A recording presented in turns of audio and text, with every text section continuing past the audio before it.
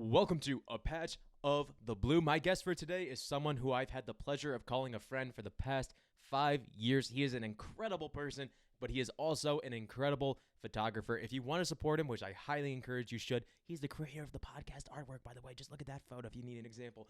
It's michaelbottega.com. That's Bottega.com. Go check out his wallpapers and prints. They're phenomenal. And also follow him on Instagram at bottega.photography. We always have great conversations anytime we see each other, and I'm so glad that we got to have another great conversation on today's podcast. Without further ado, my good friend, Michael Bottega. Hey, buddy. How you doing? Doing well. Thanks for being here today. Thanks for having me. Absolutely. How could I not have the creator of the podcast's own artwork? Oh, yes. I got to shout you out as much as I can. Hey, I never asked you, where is that photo from? Montana. That is in Glacier National Park in Montana. We were along,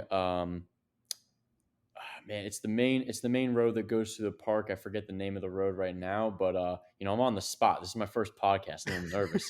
but yeah, basically, we pulled up to Glacier National Park. This was in when did we go? It was August, I believe, or July, and it was just me and my sister, and we flew out there. And basically, we were there for about 3 or 4 days, and then we drove 9 hours north into Banff, into Canada, which was really cool. But the 4 days that we were there, like for 2 of them, it was covered in clouds. The first 2 days socked in with clouds, and I was like, "Of course, you got to be kidding me!" But luckily, it actually kind of worked out because it allowed me to get some cool. So I'm all about the moody vibe, and with photos and everything. Exactly. So it was pretty cool because one of the days when we were driving out of the park, in that photo of the cover, basically the clouds literally opened up exactly like that, and I was just like, "Pull over right now! I gotta get this." So I mean, it was insane. It was literally like the heavens coming down. And I'd like to say that I took that shot just for your podcast, but you know what? It was kind of a coincidence that it happened to work out that way. Well, when we tell the origin story next time we're out and it comes up in conversation, because of course it would. Why wouldn't it? Right, of course. That's what all the cool kids bring up in conversations. Exactly. Podcast. Yeah. We'll be like, yeah, specifically, you had to crawl through tundra and fight off wolves. Yeah, I actually flew out there, rode on top of a grizzly bear, and got that shot just for your podcast. That's it? Damn. Yeah. Wow, I thought you liked me. Wow. No, I love all your photos. I mean, I've known you for, wow, we've been friends for like almost 6 years now. That's crazy. Yeah, man. But it's always been such a pleasure to see all of your photos because you are by far the most creative person that I know when it comes to that specific art form, any art form really. Hey, I you just appreciate have such an eye. Of course, you have such an eye for it, and as much as I like to think that I know you, I know the version of you from college and so forth. I never got to meet you when you were growing up, and as much as we've talked about like our childhoods and how we grew up and everything. What was your childhood like that you got this inspiration? What values were instilled in you that made you want to go down this route? What was that inspiration in the beginning like?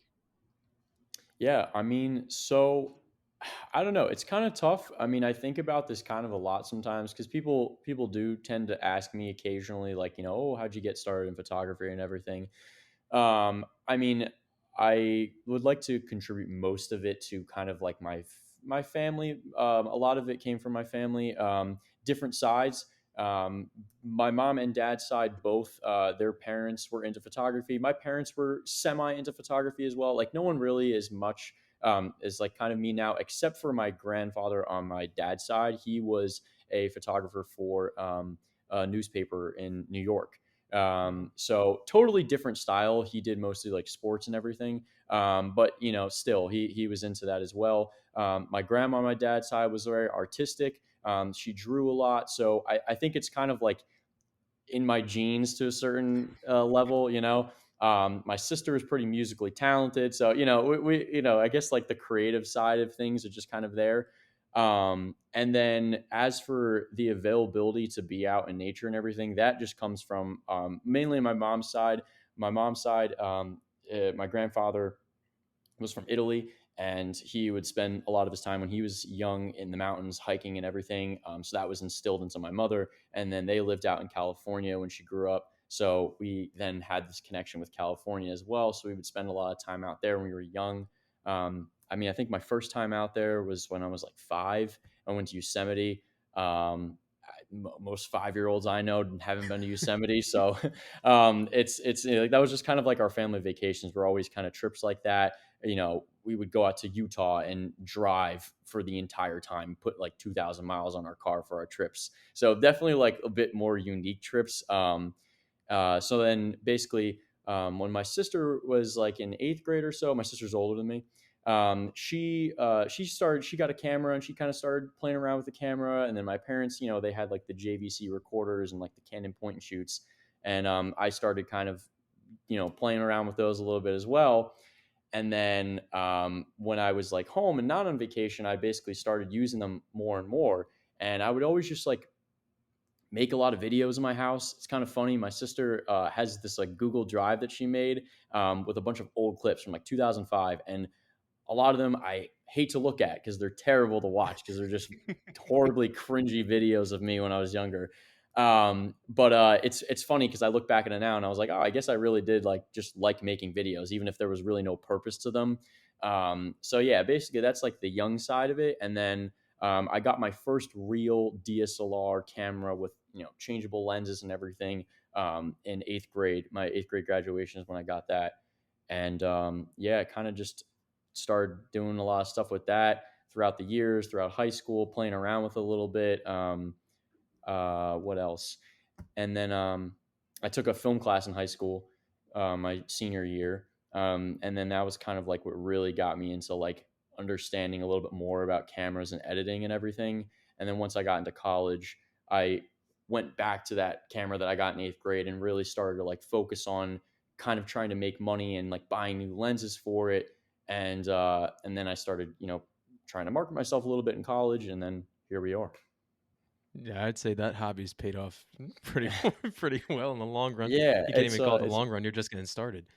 I mean, we'll see where it takes me, but yeah, it's fun so far, and I like doing it. So, That's the most important part. It's your passion. It's what you enjoy doing. It's what you love doing. And mhm. I think so many people would just be jealous hearing that statement that you have a passion that you actively pursued and you found that thing at a young age that really flips a switch within you. And it's what promotes you to get out there, go see a whole lot of different things and see the natural beauty that's in all of them. I know for myself personally, when I was going throughout like middle school and high school, especially, I was always trying to fit like the stereotypical mold of like, oh, do sports, do what's in, do like all the cool stuff. Because once you venture off into the creative, you're in middle school, you're in high school, you're subjecting yourself to outside opinion. Like, oh, this Oh person's yeah. trying to create something, this person's trying to do something that's against the grain. What did you have that similar kind of experience? Because I wasn't strong enough personally to get out there. Like in college, I started experimenting with like the theater and getting more into my creative side just because I stopped caring what people thought about me. But in high school, I can never. So when you were going throughout that experience, did you have to kind of work through outside perspectives from people who just didn't understand what you were doing? It's kind of funny because I didn't really notice it too much in high school and at a younger age. I notice it more now. When Wow. I was in high school, I did ran track and then did pole vault, and then I played football for a couple of years. And I wasn't like the biggest guy. I wasn't the most athletic, so I definitely was not like people didn't look at me and be like, "Oh, that's a sports guy." Like I played sports, but I wasn't really like the sports guy. I didn't start on the field. You know, Friday Night Lights, I was on the sideline pretty much the whole time. Talking to my friends. So I mean, I had a good time. It was fun. But yeah, I didn't really necessarily receive too much flack from that. And then I think once I took that film class in senior year, I really connected with the professor or the teacher, and like other kids in the class, and that's like kind of where I was like, this is something that I really like excel at a little bit more, like not so much playing football. I mean that was definitely not my thing. I wasn't too bad at pole vault, I will say that. But but yeah, and then so then as for now, it's weird because again, during college, didn't really feel that as well. Didn't really feel like people looked at me as like, oh, he's a creative guy, he's an artsy guy, he's a, whatever. Like he's just trying to make stuff all the time. Yeah. I feel it now more than anything because now that I've graduated and I have my friends who are working like corporate jobs and everything, that's the thing that sometimes is hard for me to get past. I see their jobs and I see how they're working traditional 9 to 5s. They're going into the city. They're dressing up in suit or whatever, and while I'm not disappointed in what I'm doing, it's hard to sometimes see that because it's like, oh man, I'm not working, I'm not really doing, a real job. You know what I mean? So I think that's where I am like struggling with it most now. But every day is different. When something good happens, when a client reaches out, when just today I had this guy, I'm like internet friends with him because we follow each other on Instagram and everything. I actually have never really met him, but we're both photographers. He's a nurse, so he does another job too. And Yeah. yeah, most of the people that I do connect with have like other jobs, but they're photographers, videographers on the sides, like their side hustle. Some just pursue it more than others. So he reached out to me today and we're really trying to kind of pursue going into like this quad of doing wedding stuff. And it seems kind of Awesome. cliche. A lot of people do wedding stuff. A lot of people start off with wedding stuff. I didn't start off with that. I was always kind of a little intimidated to start off with that and doing wedding videography and photos because people's standards, especially now, are very very high with that. Yeah. And trying to like do a whole wedding by yourself is, I'm not going to say it's impossible. People do it, but it's next to impossible. Like being able to capture everything and not miss a thing, you also have to have so many batteries, so many SD cards packed. I mean, it would be ridiculous. So basically, he said that he wants to join on and do a team with me and everything. So when that kind of stuff happens, and then whatever another thing happens, and I'm on this podcast now, which is awesome. I'm like, what? I don't really care. It's like what I wouldn't want to be doing some other job. I like what I'm doing. No, exactly. And the point that I was going to bring up there is there's always the sense of feeling like you're missing out or wanting the other side when you're doing that one thing. So I think I was even talking about it on an episode a couple episodes ago where I was talking about, oh, I majored in math, but I wish I was more creative. I wish I did something more creative as a minor or something Mm, like that. I want to experience what that's like.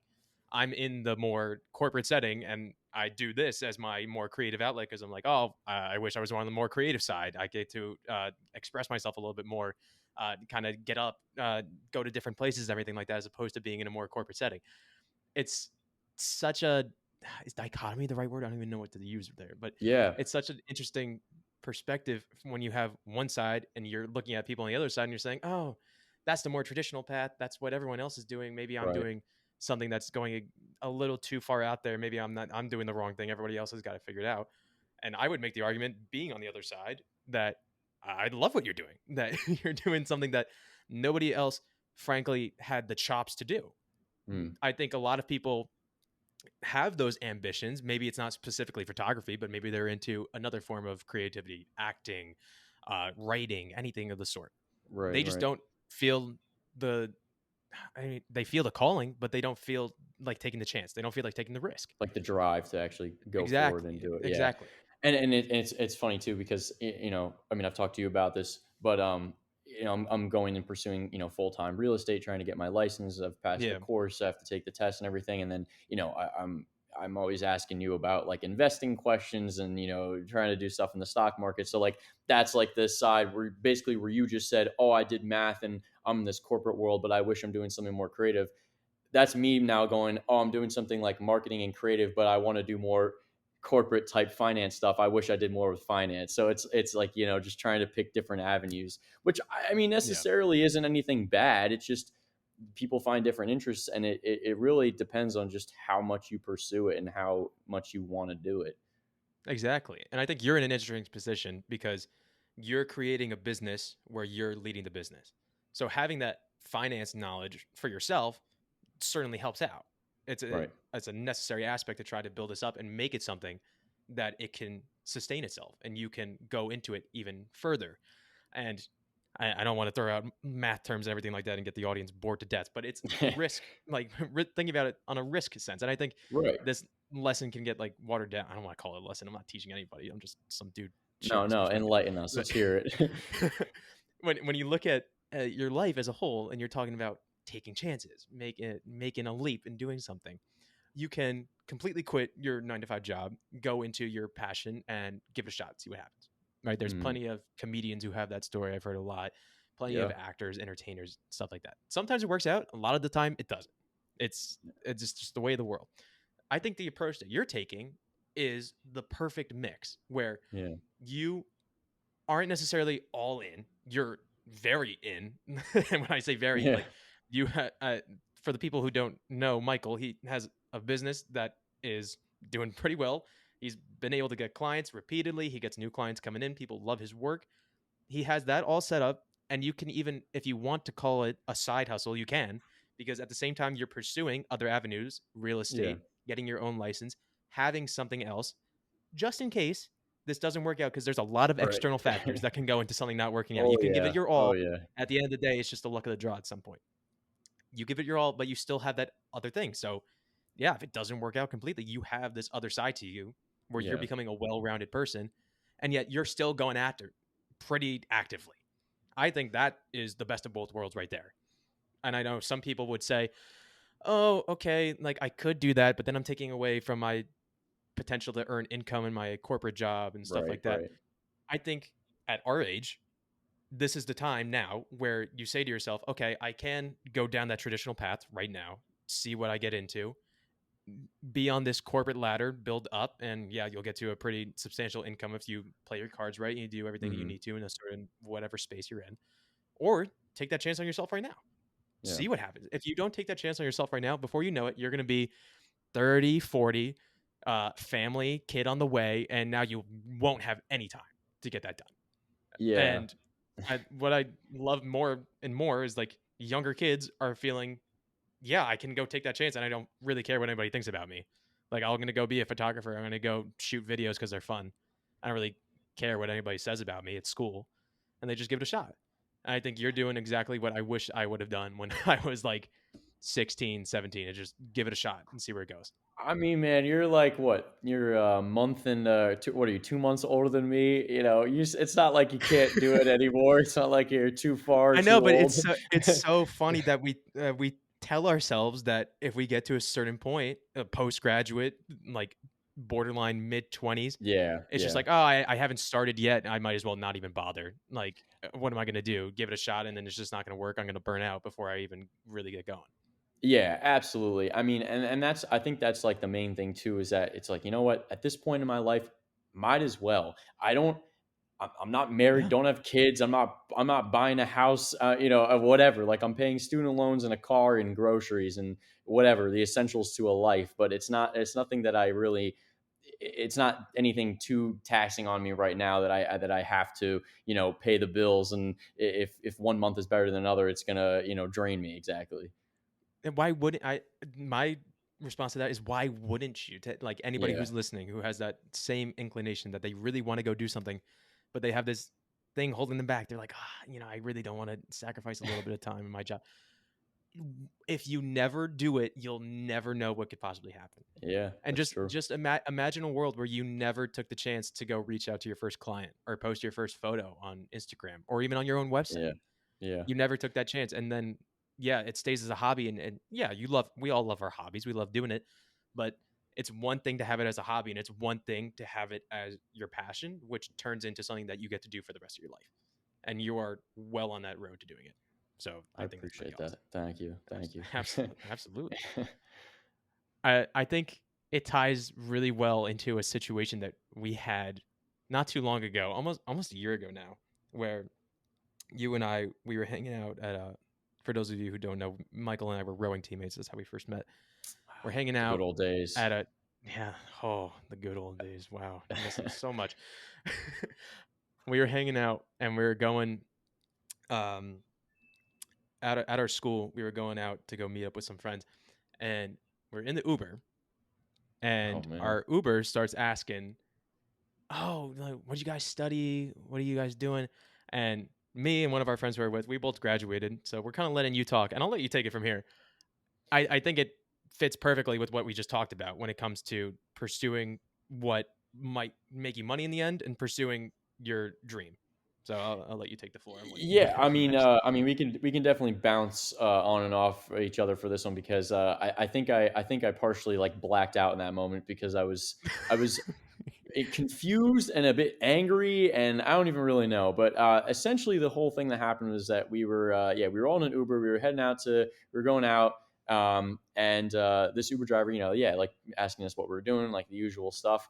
And I think he said he was an engineer of some sort, and basically was got into this whole thing about how he you know I don't remember exactly, but something along the lines of he didn't make as much money as he wanted, or he needed more money in his life, and he's now doing this, and honestly, I'm kind of you got to jog my memory because I really Yeah, do think I blacked out no, a bit in I that remember moment. it pretty vividly. Yeah, Yeah, he was yeah, currently an engineer. He was right, still working in it, and he was doing Uber on the side.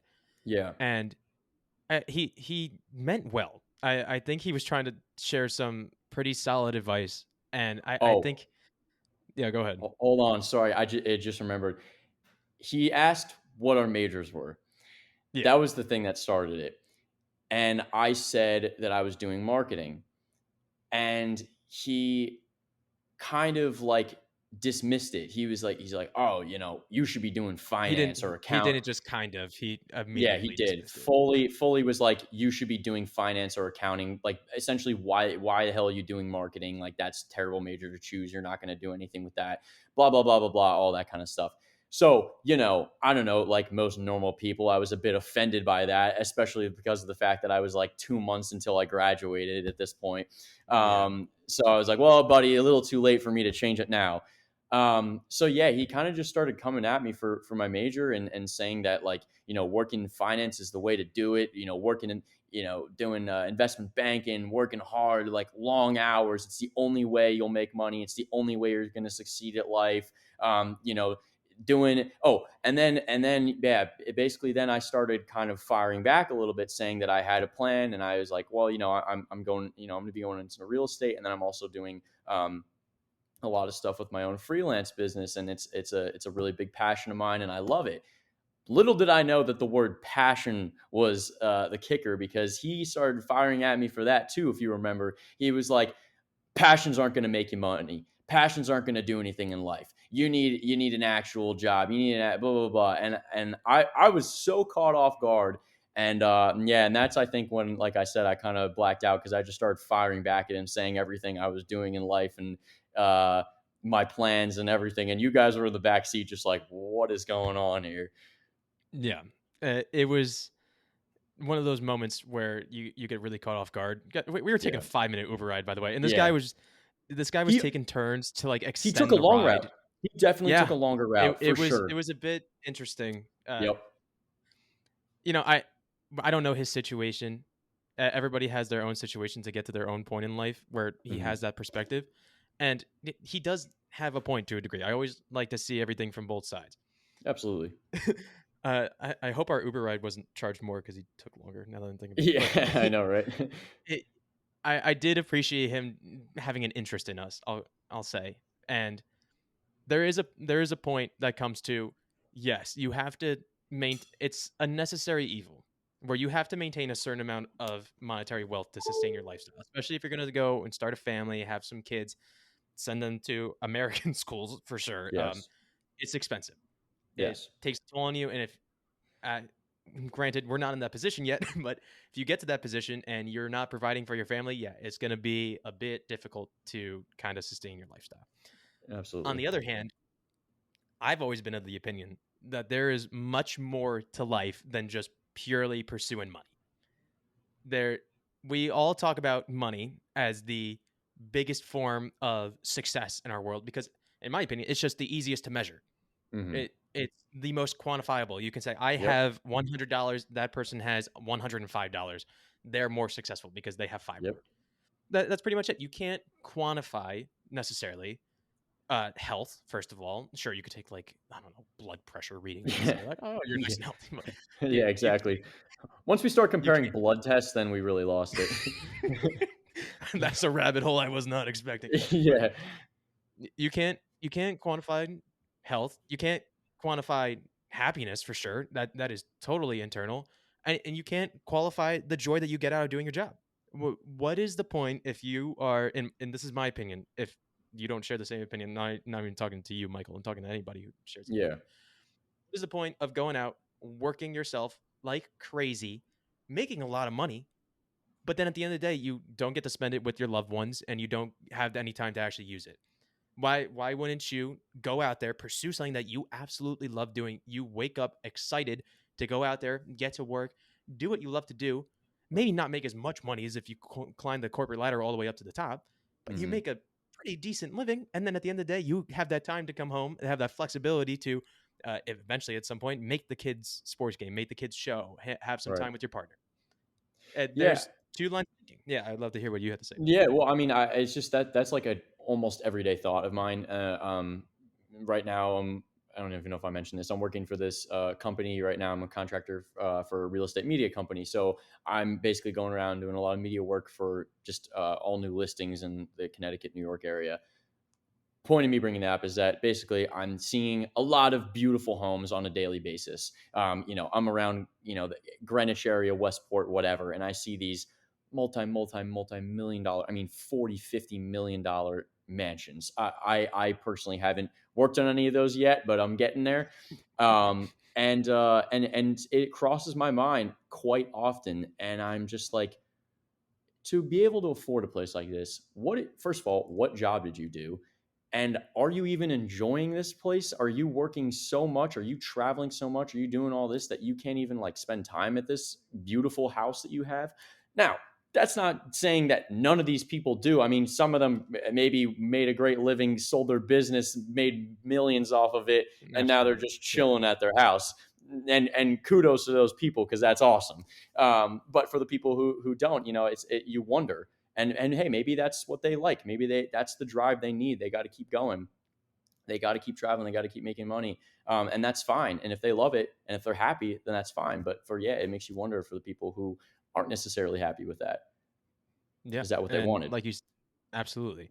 The world is 100% gray. It's not black and white. It's not like you said. It's not everybody who's in this situation with the $50 million home is not happy, not living like they want. Some people found that balance and just had the ability to be like, oh, $50 million home, absolutely. Yep. Yeah, I'll take one of those. But Thank you. yeah, I'll tell yes, thank you very much. Yeah. And some people didn't get that way. It at the end of the day, though, at the end of the day, though, at the end of the day, though, it comes down to what you value most in life. And some people choose to value money the most. That's perfectly okay. And I've never said that was an issue. I think, why wouldn't you value money? You need it. It's an Right. absolute necessity. You can't pretend that you don't need money. No, you And really can't. money does allow you a safety net. It allows you to feel a sense of security, which is a great thing. And once Yeah. you keep moving up, it allows you to venture into different avenues should you choose to.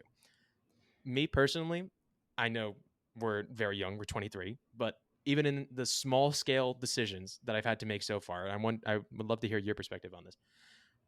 Any choice that has come down to would you pursue something that leads to more money or pursue something that leads to more happiness in the long run?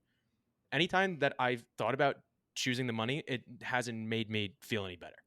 Yeah, I mean, again, it's one of those things where it's like I don't even think I have a black and white answer, which I think most of us don't really have. I am around, wealthy homes, and I also love cars and appreciate good style and all that kind of stuff. So I'm not even talking about clothing style. I mean just style of oh, that's a nice car, that's a nice house, that's a nice kitchen table. Like, I just notice those types of things. So would I like to have those things in my life? Yeah. Oh, there goes my cuckoo I clock. hear it. Yeah, cuckoo clock, Yep, nice. yep, yep. Hold on, I'll let that pass by. Would I No, like to no, have some of those? Oh yeah, would I like to have some of those nice things in my life? Absolutely. I mean, my dream car is a Porsche. Plain and nice. simple. One of my biggest goals in my life. I don't care what I do. I want to own one at some point in my life. But I'm not gonna go and sit there and say I need to have the the top of the line brand new one that's $200,000 because you could easily spend that. I mean, every day I'm looking on all these car bidding websites and I'm trying to find like the best bang for your buck. And I'm trying to find, the lowest mileage, maybe an older year, but still pretty good year. It's like a good deal. I mean, even though I'm not even going to buy it now, I just kind of do that all the time. Um, and but the thing is though is that I don't necessarily want that because it's a Porsche or it's a nice car or it's a whatever. I want it because I like it. That's literally Yeah. the plain simple thing is I appreciate the German engineering. I appreciate the overall design, what the company stands for. I just like all that. Watches. I like a nice I like a nice watch. I don't need a $30,000 Rolex, but if I want to, if I see a nice $300 watch, like, yeah, maybe I'll get that. So I think, again, it just kind of goes back to balance um, and finding the middle ground, which I think just a lot of people don't always do. And I'm not saying I'm like amazing at finding the middle ground, of course, like, like anyone. But yeah, it's kind of tough. And then, of course, kind of going back to like the whole job thing too, and saying like, there's no doubt we need money. Like you can't live without it. And I see a lot of times like these things on on social media of these photographers and people who basically have the same passions as me, being in the outdoors, loving the mountains, all that, and they're like, Yeah. I quit my job and I dropped out of college and I'm living in a van for 3 years, and I'm like, how are you Yeah. alive? Like, how are you even making money? I mean, I don't even understand. Like at that point, like you can't just. I mean, again, to the people who are doing it, that's awesome. But for most people, like just posting things on the internet and like hoping to get attention. I mean, I've been doing it for years, and you don't make a ton of money just through Instagram and TikTok. So I don't really know Yeah. how these people are surviving, honestly. So I know that that's not like a necessarily good route to take sometimes. But yeah, so again, just kind of like a middle ground. I don't need the biggest house, but I'd like it to at least look nice and presentable, I guess you could say. Absolutely. And I think this whole story has been a very long-winded way for my point to try to get to is exactly what you said. Just do what you like. Yeah, If you like one aspect, if you like another road, just do what you like. You don't yeah, have to share the reason to anybody. As long in my eyes, as long as you're not hurting anybody, do whatever you want. At the end exactly. of the Hey, day, that nobody cares in the long run. Just do what you got to do. I mean, the this is kind of random, but the CEO of WeatherTech Floorliner, I don't know what that guy's story is or whatever, but that man has a $70 million Ferrari. He That's has awesome. spent $70 million Nice. on one car. That's awesome. Like that's so sick. I know I'm never going to be able to attain that in my life, but I'm not going to even try because that's just so incredible. And there are people out there who have that availability and access to spend that kind of money, and that's incredible. And if it makes them happy, then go for it. Yeah. If it makes you happy, do what makes you happy, please. Yeah, That's my biggest advice for you. This show is all about finding the good in all things. Just find the good somewhere. If you haven't found it yet and you have the means to go do it. It's the most beautiful thing that you can do. And I appreciate our business talk because it's an important aspect of who you are. You've worked so hard on your business, and I applaud you for working on it. And I thank you. greatly appreciate you sharing your perspective on just pursuing your passion versus doing the more traditional route. I wanted to get that out of the way because I think a lot of people would like to hear your perspective on that. It's something that's foreign to a lot of people. It's foreign to me. So thank you for that. I want to shift gears Well, I now. mean, hey, look at you now. Yeah. You're pursuing this, so this is awesome.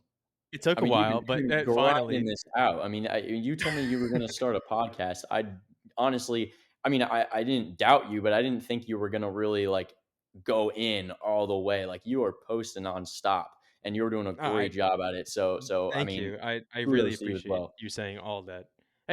It's I think you'll agree. It's difficult to get started, and once you get started, for me, because I'm very passionate about talking to other people, especially right now. Like I'm talking to a lot of my friends, and this type of conversation you don't necessarily get to have all the time, where you get to sit down with your Right, friend for an extended period of time and really just pick their brain on another level. You have obviously we have like our good talks, and I love our talks specifically that we have in private where we talk about life as a whole. We have right, right, me and right. Michael are very good friends on that level, but even beyond this, like having the potential to talk to other people who I haven't met yet and entirely different avenues is what excites me. And I think with you with photos, it's that chase of finding something completely new. And well, that's certainly a good segue into what I wanted to bring up next and get more into the theme of the show that is finding the good in all things.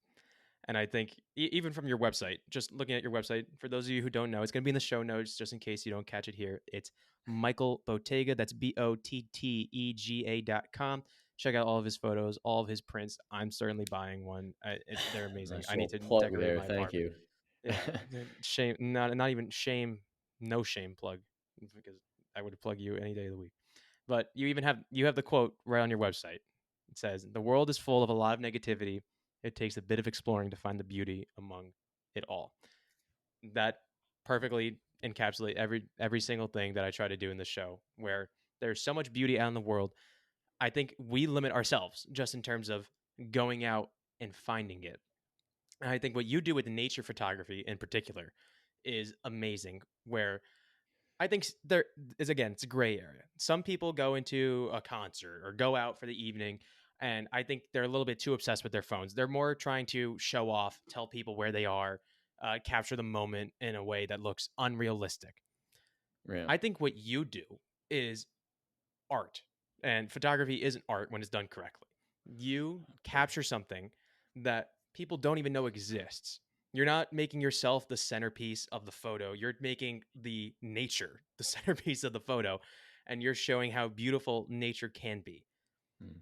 When it comes time for you to choose what you want to photograph, how much of it is you just falling in love with the picture versus I think this would go really well on my Instagram? Is that like a serious concern for you where you try to please the audience in your eye, or you just think I love this, if people love it, I'm going to put it out there and see what happens?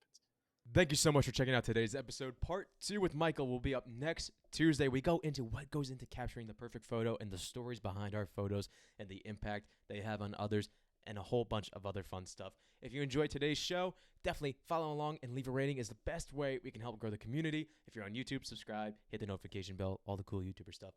Once again, thank you so much for taking the time out of your day just to come listen and hang out with us. I really appreciate it. I know how busy everyone is. Until next Tuesday, I'll see you.